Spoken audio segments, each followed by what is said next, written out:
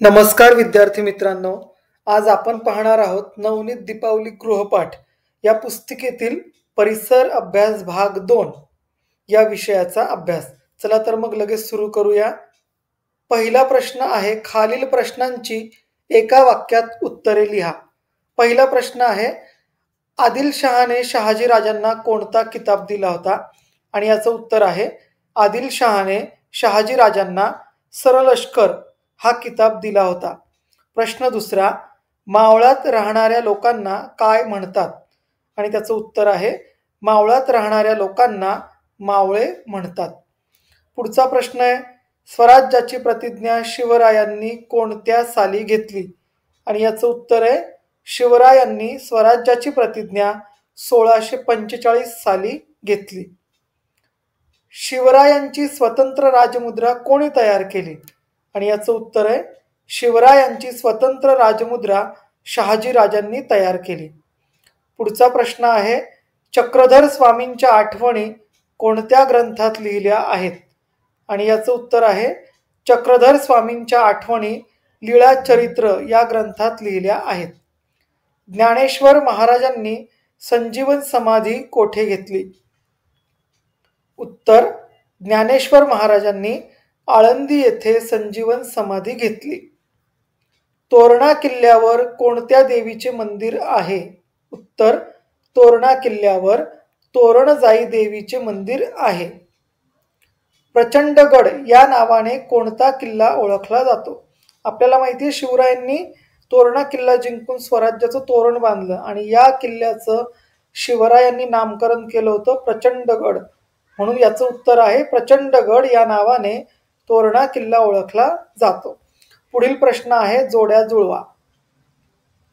आपल्याला महाराष्ट्रातील मराठी सरदार घराणे माहिती असतील तर याची उत्तर लिहिणं आपल्याला अतिशय सोपं जाईल. तिसऱ्या पाठामध्ये आपण हे शिकलेलो आहोत. इथे सईबाई निंबाळकर, आता निंबाळकर कुठले होते? फलटणचे, म्हणून त्याचं उत्तर आहे फलटण. दुसरं, जिजाबाई. जिजाबाई ह्या होत्या सिंदखेडच्या लखुजी जाधवांच्या कन्या, म्हणून याचं उत्तर येईल सिंदखेड. नंतर शहाजी राजे, वेरूळचे भोसले घराणं पराक्रमी होतं, बरोबर. शहाजी राजांचं आडनाव होतं भोसले, म्हणून इथे येईल वेरूळ. आणि दौलतराव मोरे हा जावळीचा. चला पुढचा प्रश्न आहे, नावे लिहा. अहमदनगरचा सुलतान कोण होता? निजामशहा. विजापूरचा सुलतान आदिलशहा. नरसीगावचे संत संत नामदेव. ज्ञानेश्वरांची बहीण मुक्ताबाई. दासबोध लिहिणारे समर्थ रामदास. रामदास स्वामींनी मनाचे श्लोक सुद्धा लिहिले. ज्ञानेश्वरी लिहिणारे संत ज्ञानेश्वर. फलटणचे घराणे आत्ताच आपण बघितलं, कोण? निंबाळकर. मुधोळचे घराणे घोरपडे. लखुजी जाधवांची मुलगी जिजाबाई आणि मालोजी राजांची पत्नी उमाबाई. चला पुढचा प्रश्न आहे, रिकाम्या जागा भरा. टिंबटिंब हे संत ज्ञानेश्वरांचे जन्मगाव आहे. याचं उत्तर आहे आपेगाव. दुसरी रिकामी जागा, संत रामदासांनी बलोपासनेसाठी टिंबटिंबची मंदिरे उभारली. हनुमानाची. तिसरी आहे, टिंबटिंब हे देवगिरीच्या यादवांचे वंशज, आणि याचं उत्तर आहे सिंदखेडचे जाधव हे देवगिरीच्या यादवांचे वंशज. निजामशहाचा टिंबटिंब हा कर्तबगार वजीर होता. निजामशहाच्या वजीराचं नाव होतं मलिक अंबर.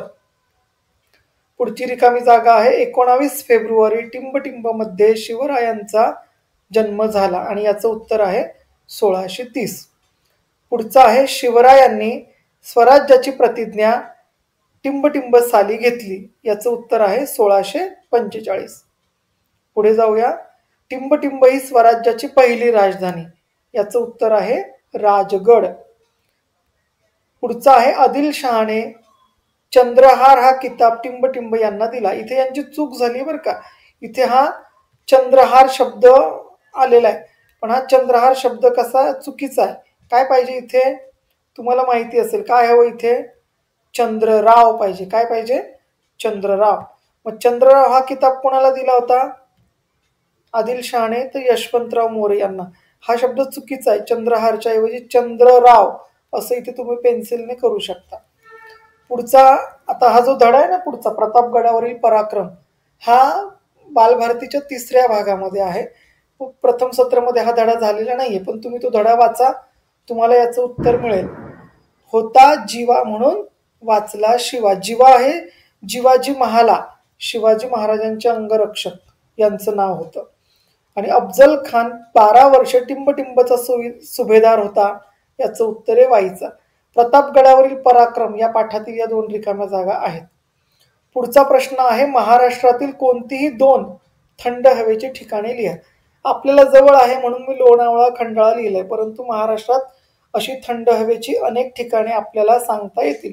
उदाहरणार्थ माथेरान, महाबळेश्वर, तोरणमाळ, चिखलदरा ही सुद्धा महाराष्ट्रातील थंड हवेची ठिकाणं आहेत. चला पुढील पानावर जाऊया. खालील वंशावळ पूर्ण करा. आता वरती नाव आहे बाबाजी. बाबाजी हे कोण आहे? बाबाजी भोसले. वेरूळचं जे भोसले घराणं आहे ना त्यातले बाबाजी भोसले हे वेरूळ गावचे पाटील होते. त्यांना 2 मुलं होती, एक मालोजी आणि दुसरे कोण? विठोजी. चला आता मालोजींना परत 2 मुलं झाली. त्यांचं नाव होतं शहाजी आणि शरीफजी. आणि मग शहाजी राजांचं मुलाचं नाव होतं छत्रपती शिवाजी महाराज. चला वंशावळ पूर्ण झाली. आता आपल्याला पुढचा प्रश्न आहे चूक की बरोबर ते लिहा. पहिला आहे शिवाजी महाराज ज्या काळात होऊन गेले तो काळ मध्ययुगाचा होता. आणि याचं उत्तर आहे बरोबर. संत नामदेवांनी संस्कृत भाषेत पदे लिहिली. चूक. कोणत्या भाषेत लिहिली होती त्यांनी पदे? संस्कृत भाषेत लिहिली का? नाही. तर संत नामदेवांनी हिंदी भाषेत पदे लिहिली आणि त्यांची ही पदे आपल्याला शिखांचा जो धर्मग्रंथ आहे गुरुग्रंथ साहिब त्यामध्ये पाहायला मिळतात. पुढचा प्रश्न आहे मालोजी राजे शिवभक्त होते. बरोबर, ते शिवभक्त होते आणि वेरूळच्या घृष्णेश्वराच्या मंदिराचा जीर्णोद्धार सुद्धा मालोजी राजांनी केला. पुढचा शिवरायांचा जन्म रायगडावर झाला. चूक. शिवरायांचा जन्म कुठे झाला? शिवनेरी किल्ल्यावर. जेव्हा शिवरायांचा जन्म झाला तेव्हा रायगड किल्ल्याचं नाव रायरी असेल आणि तो मोऱ्यांच्या ताब्यात होता. बरोबर. शिवरायांचा जन्म कुठे झाला? शिवनेरी किल्ल्यावर. पुढचं आहे शहाजी राजांना आदिलशहाने बंगळूरची जहागिरी बक्षीस दिली. याचं उत्तर आहे बरोबर. दादाजी कोंडदेव कोंढाण्याचे सुभेदार होते. बरोबर.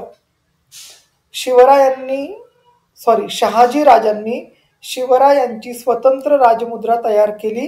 हे सुद्धा बरोबर आहे. आणि शिवरायांची राजमुद्रा ही संस्कृत भाषेत होती. त्या काळी शक्यतो राजमुद्रा या फारसी भाषेत लिहिल्या जायच्या, परंतु शिवरायांची राजमुद्रा मात्र संस्कृत भाषेत होती. पुढचा प्रश्न आहे पुण्याच्या उत्तरेस तोरणगड आहे. चूक. तोरणा किल्ला कुठे आहे? पुण्याच्या नैऋत्येला कानद खोऱ्यात आहे. चला पुढचा आहे नाते संबंध लिहा. मालोजी राजे आणि विठोजी राजे कोण? भाऊ भाऊ होते. आपण आत्ताच ही वंशावळ लिहिली बघा. इथेच लिहिलं बाबाजी भोसल्यांची 2 मुलं मालोजी आणि विठोजी. मग हे दोघं काय होते? भाऊ भाऊ होते.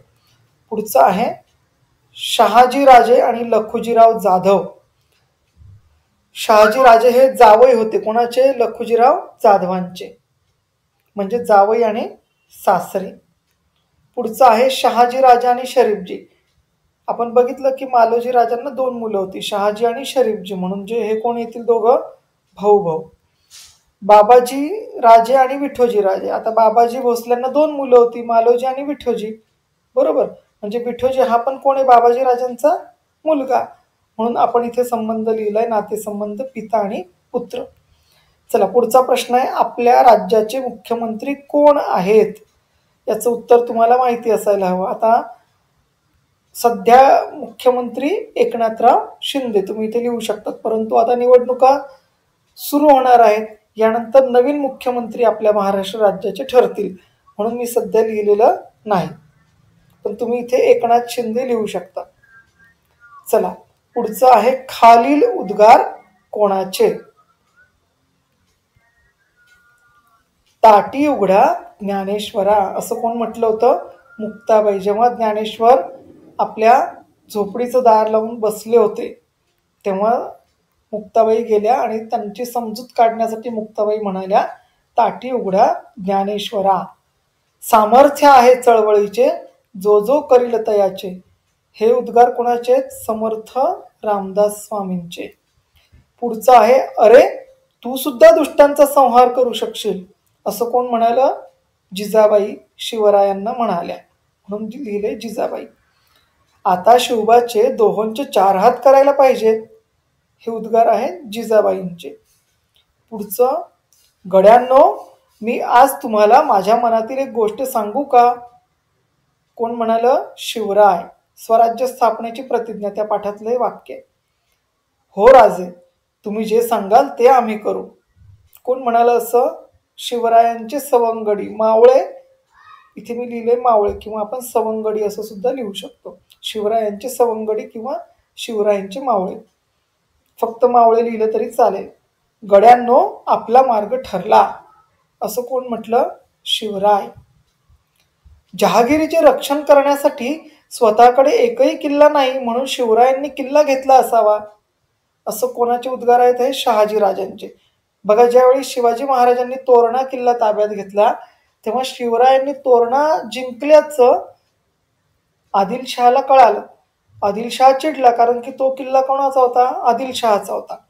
म्हणून मग आदिलशहाने शहाजी राजांना दरबारात बोलवलं आणि याचा जाब विचारला.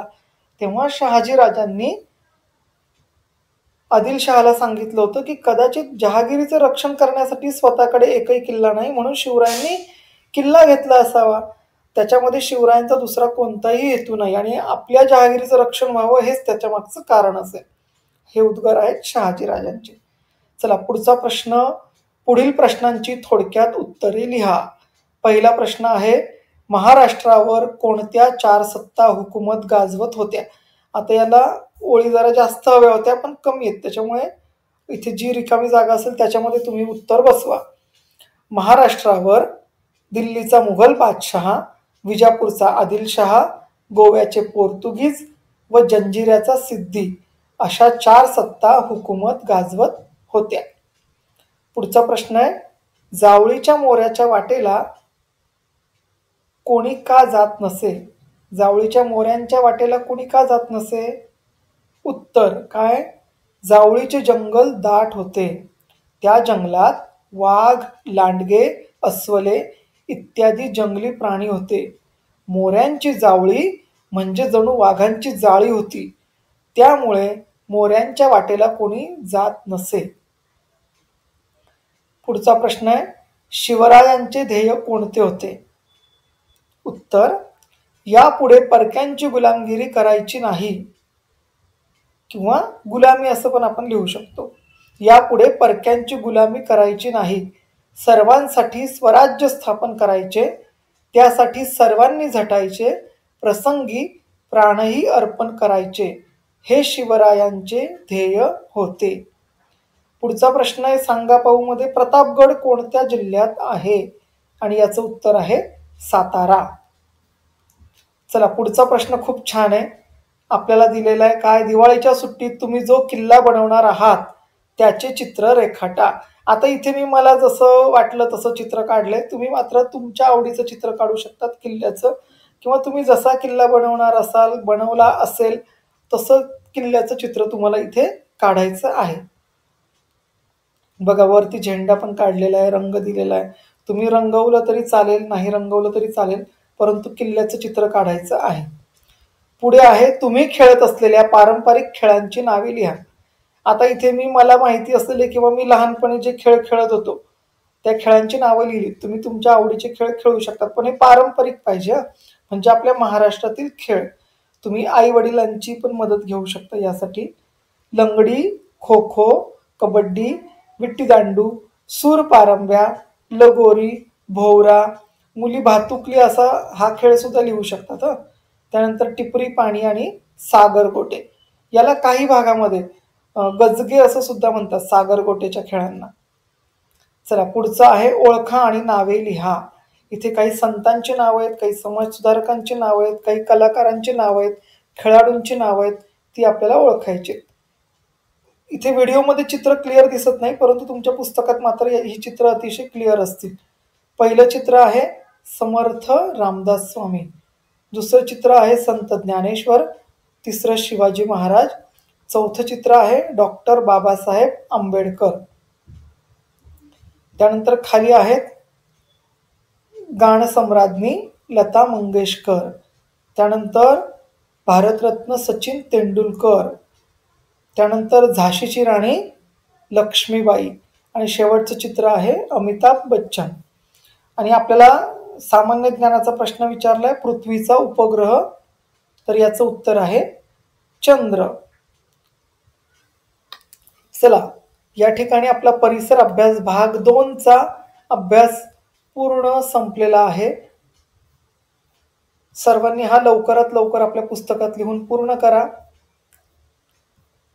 आज किंवा उद्या इंग्रजी या विषयाचा अभ्यास सुद्धा या चॅनलवर तुम्हाला मिळेल. धन्यवाद.